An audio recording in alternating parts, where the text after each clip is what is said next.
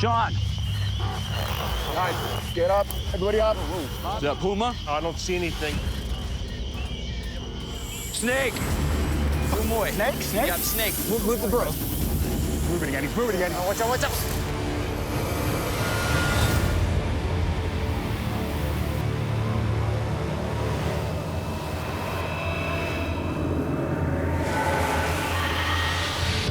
Having found a chalice in the monastery compound, I want to continue sweeping the whole area with metal detectors. I want to see what else we can find. All right, let's split up. Jeremy and Javi, they're going to fine-tooth comb the area where we found the chalice and then move outwards towards the perimeter walls of the compound.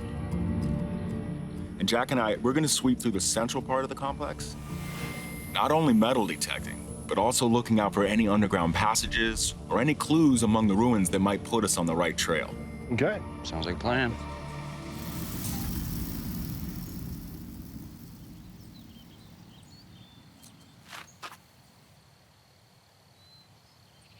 Hey, Jeremy. What? Stop, stop, stop. What? These aren't houses, man. This was a cemetery.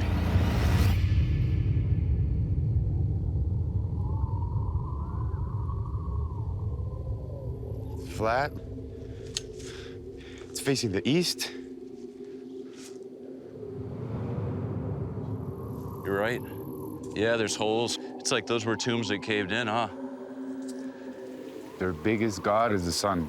So they have the graveyards and the people buried facing always the east, where the sun rises. We're standing on top of all the dead people. We should skip this. You know, it's our cemetery. Let's respect it. Let it be. We gotta figure out where the parameters are and work around it. We just have to get the hell out of here as quickly as possible and grid out another area. I'm not Catholic, but same here. Let's go dig somewhere else.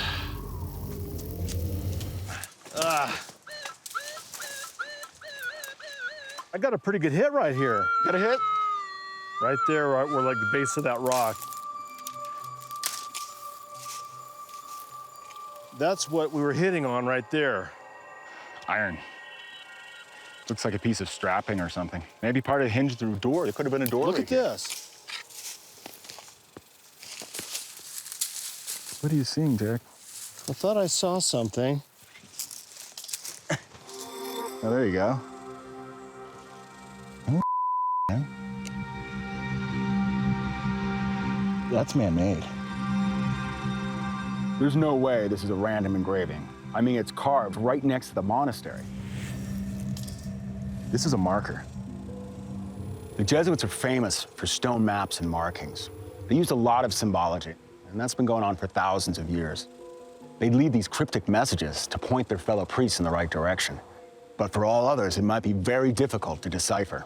We need to figure out what or where they were pointing to. You have any ideas? I mean, if it's religious, a triangle could mean the Father, the Son, and the Holy Ghost. But this is not a triangle. You know, that's a tough one. Javi, do you know anybody? You know, someone who really knows the history in this area. You know what? Very close friend of mine. He lives over the next valley, maybe, 4 or 5 hours hike. His family has a lot of history in this area, and he knows a lot about the treasure. We go with a picture of this and see what he has to think about it. Oh.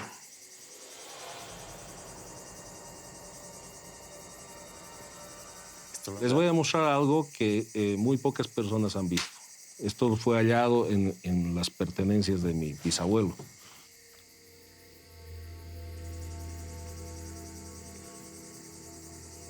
De enero de 1767. That's the year that the Jesuits were expelled. Aquí dice, este es un descargo de conciencia del convento de Sakambaia. Fray Diego Olivas, un residente del que estaba en la plazoleta del Sakambaia. Más adentro, cerro muy elevado, se encontrará una caja grande donde se encuentran depositados 32 tapados pertenecientes al convento y 90,000 pesos en moneda blanca. Silver pesos. 5 cargas de oro en pepito. It's an inventory. It's a big inventory of what he helped hide and where it was located. Ahí en la punta, con la cima plana, ha de haber una piedra de losa. O sea, habla de una piedra grande.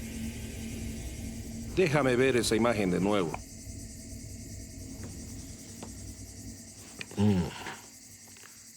Esto parece ser una montaña, con la cima plana y algo en la cima, ¿no? Una piedra de losa. Kunko, right?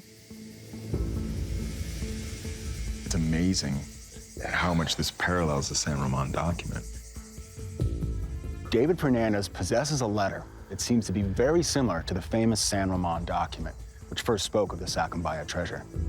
So now we have two documents, and of course the marking that we just found seem to point to Caballo Kunko, the small hill that's been the focus of so many previous expeditions.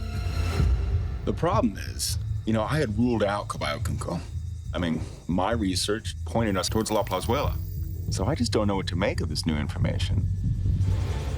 Muchas expediciones solo buscaron en esa área, alrededor de la piedra inmensa, pero nadie ha explorado más adentro, al sur por el Caballo Kunka. I mean, tiene bastante información ahí. ¿Por qué no lo buscabas? Ese trabajo es muy difícil, de mucho riesgo. No soy un aventurero, soy un hombre de familia. Yeah. David, thank you so much for sharing that with us. I hate to leave so early, but we need to get back. Thank you so much. Cuidados a estos gringuitos. Sean and Javier set off for their investigation of Caballo Kunka Hill. While on the other side of the Katu River, Jeremy and Jack deploy a powerful piece of technology to search for any voids or tunnels near the western side of the team's main hunting ground of La Plazuela. Have you ever seen one of these? It's a resistivity machine. What it does is we're going to send 600 volts through to the ground, one pulse. We can see if there's voids, Right. we can see if there's large metal caches. It's almost like having X-ray vision.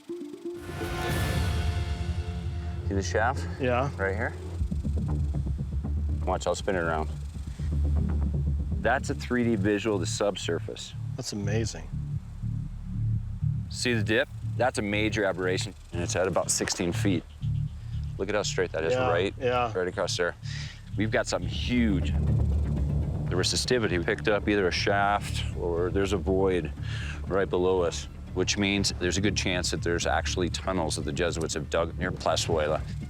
I think the treasure gods are finally smiling down on us. Not to be too optimistic, but we're talking about maybe a tunnel right next to a Jesuit church. It's very promising. Yeah.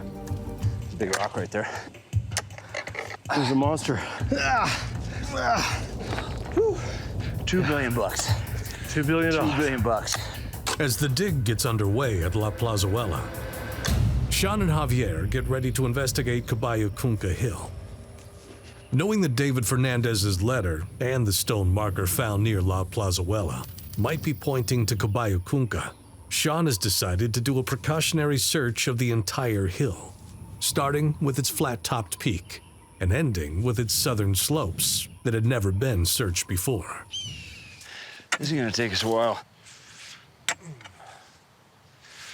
What about you, Jack? I'm a little nervous about opening up a great big cavity. Well, we gotta let it breathe out, and when we go in, we gotta watch for tripwires, pressure plates, anything that's gonna drop or kick poison on us. But we don't really even know if this is a naturally formed cavity or a man-made one. According to the San Ramon document, the Jesuits, I mean, they booby-trapped everything. The tunnels, the doors, with enough poison to kill a regiment. Cecil Rogers was the first Westerner to hunt for the treasure of Sakambaia in 1910. He made 3 attempts and nearly lost his life doing so. He was followed by a Swiss explorer, Edgar Sanders. In 1928, Sanders put together the largest mission in terms of heavy equipment and demolition gear. But again, all for nothing. And his team suffered brutal losses. Many who have searched for the Sakambaia treasure have met a grim fate.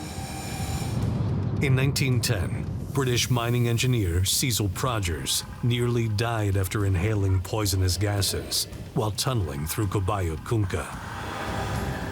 2 decades later, 2 members of Edgar Sanders' expedition went missing, while another fell into a coma. And a member of Johnny Irwin's expedition later lost his life when he fell from the infamous Death Road. A few miles away, on the top of Caballo Cunca, the ground-penetrating radar has zeroed in on a small void a foot below the surface of the hill. It's about 12 inches down. Wasn't huge, but it's been here for a while. Let's dig it out. See what it is. Oh, what's that? Well, this is a little opening right here, actually. See? Air. Oh, yeah. Look. Straight lines. It's a square. That looks like a chest or a box or something. I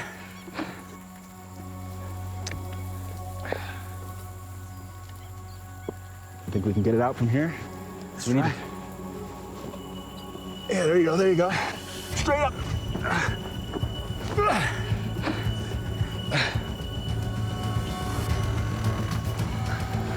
Whoa. What is that? They used to use this in the old mines for the dynamite. I bet you this is from Prodger's expedition, maybe even Sanders. The dynamite plunger. I mean, it definitely wasn't Jesuit or anything in particular that we were looking for, but it definitely confirms that this is where Prodger's and/or Sanders was looking, but it was all for nothing. Obviously, my hope is that we have much better luck than all the previous explorers and adventurers. All right, let's pack all this stuff up. Tomorrow, we'll concentrate at the top of the hill, and then we're gonna have to move to the southern part of the hill. Okay. You know?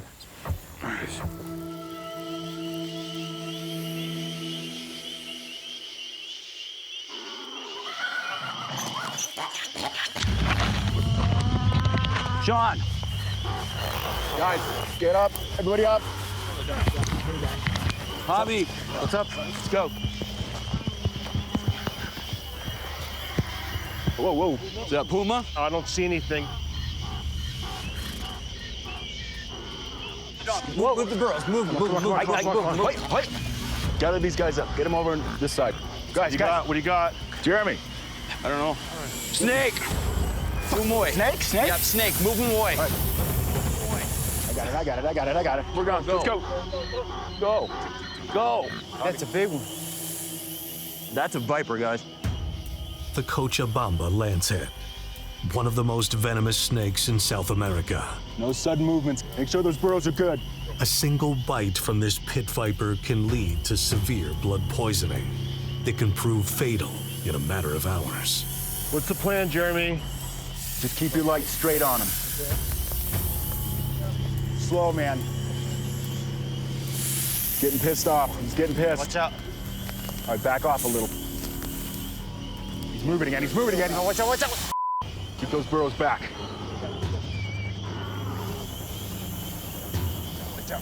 Take it slow. I got him. I'm gonna move him out. All right, I'll keep a light on him.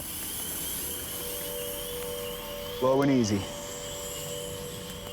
Go.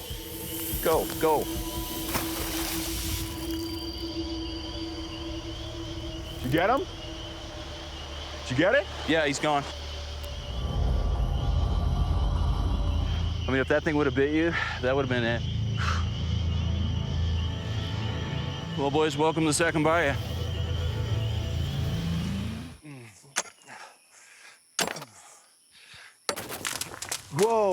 Whoa.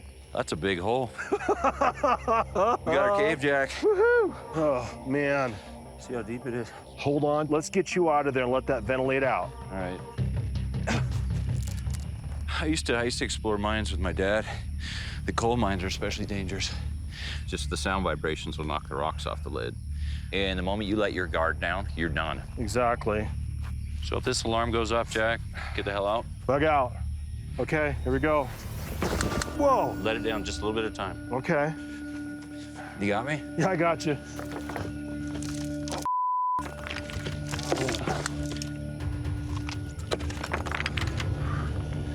It's solid. I'm going down. You got slack. Give it to me. Give me more. All right, keep feeding. Keep feeding me. I can't even see the end of it with the flashlight.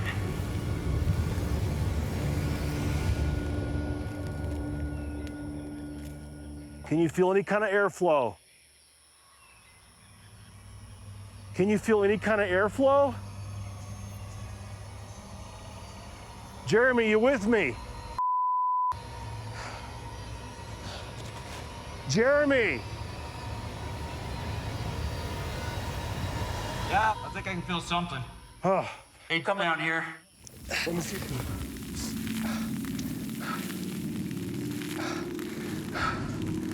Jeremy! I don't see any hard rock.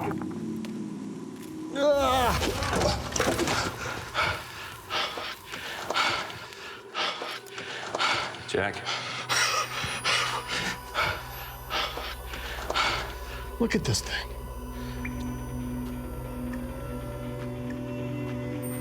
The tunnel walls. It's definitely hand cut. Yeah, this is man-made. This tunnel has been buried for 300 years, and we just uncovered it. This is unbelievable. This could be the key